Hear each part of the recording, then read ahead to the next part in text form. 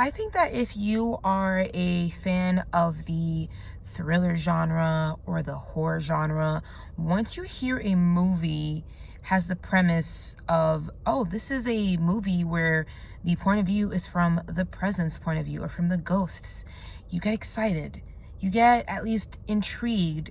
You're interested. And once I heard that, because I'm a fangirl of the horror slash thriller genre, it piqued my interest. But there was a part of me that knew that this might not be for me, because once you make a film that is from the entity's point of view, it really just changes the experience of you watching the movie. This just didn't work for me. I'm kind of bummed about it. But first of all, I will give props to the filmmakers for this concept. I think it may have worked in the past. I can't really think of a TV show or a movie where this concept has really worked.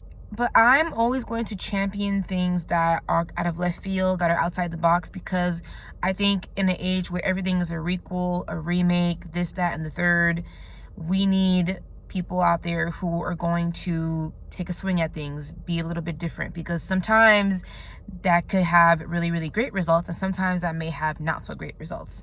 And for this movie, it just didn't work for me. It didn't work for me, and primarily because of the point of view gimmick. Now, because this is filmed from the presence point of view, this movie feels very observational. It feels like you're watching some sort of a documentary, because there's absolutely no close-ups of the family. Even though this is actually, I would say, a family drama, you don't ever really feel that, because there are absolutely zero close-ups. There are no shot reverse shots. There are only these wide shots, and you are literally seeing it from this camera's point of view, which sometimes actually made me feel a little bit nauseous, because it also doesn't cut away from scene to scene. Imagine if you're talking to someone and then you turn your head to talk to somebody else. Like, that's how the camera is moving. Sorry about that. And I didn't like that. It made me feel kind of queasy and nauseous. Sometimes I had to look away, because I'm just not used to watching movies in this way. This also has a lot of hard cuts to black. So it just kind of like cuts to black. And it does that repeatedly in this movie, which made it feel very disorienting. The results of that means that you get a lot of just like little quick scenes that just happen here and there, and then you go immediately to black. There's a scene that happens, it happens really quickly, and then it goes to black. I didn't like that style, because I just feel like I needed a lot more. I needed some more establishment between, you know, where we are in this house, because this movie takes place basically just in one house, in this one setting. And I think I also needed just a little bit more from the relationships, especially since this has to do with a family. It is a mom, a dad, and also the son and the daughter.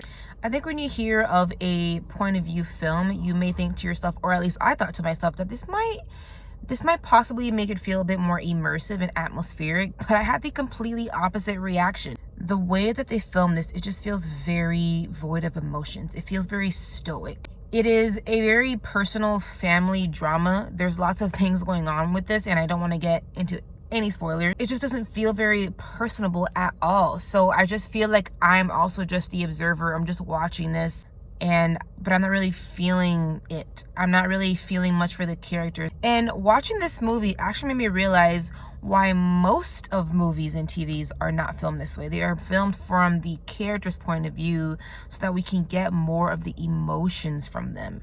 So props to Presence for making me realize that, at least. I thought this movie was also boring. There are lots and lots and lots and lots of scenes of people having conversations, which are fine and all. Conversations are great. We want to talk out things. And I'm not saying that I absolutely hate conversations in film. When you have a movie that's only an hour and 25 minutes, which I praise, by the way, I'm mostly complaining about long films these days, but the movie is so short that you're just having a series of conversations and a whole bunch of them, but then nothing ever actually really happens until something does happen. But there is just not enough things happening in this. The movie takes a turn by choosing a character and making them this sort of antagonistic slash villain type of character, which I have to say came out of left field for me. When this was happening, and again, I don't want to get into spoilers, I felt disoriented again. I was thinking, wait, him? Wait, why? What? Where? I'm not sure if the seeds are planted for this particular character, for them to lead them to be doing something kind of major and kind of sinister. When this sinister scene comes about, it feels really awkward.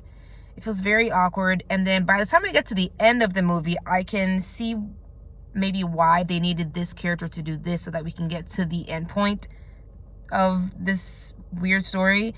But I really did not like how we got there, because I just didn't, it wasn't connecting for me. The certain character does something pretty horrible to one of the family members, but it really felt disconnected from the overall family drama that I thought I was watching. It felt like I was watching a different kind of movie. It felt like it was a movie within a movie almost. I know this is making probably little sense, but once you watch the movie, or maybe you've already seen it and you know exactly what I'm talking about. I just don't want to spoil it. Personally, threw me for a loop. I didn't always love the way the musical score was used in this movie, but I'm gonna cut it some slack, because since so much of this is from the presence point of view, there are a lot of scenes in here where you're just watching the camera go to empty room, to empty room, to empty room, to empty room. So I thought about, well, if they had this effect with absolutely no music, this would have made this movie even more boring. So they had to add in some score. So I understand that. So all in all, I am pretty disappointed in this movie. I'm going to give this a 2 out of 5 stars. Thank you guys so much. If you find yourself watching more than one of my videos and you're enjoying this content, please give me a thumbs up and hit subscribe. I'm hoping to get to 1,000 before the end of the year. I don't know if it's possible, but with your help, maybe it can be possible. And I'll catch you guys next time.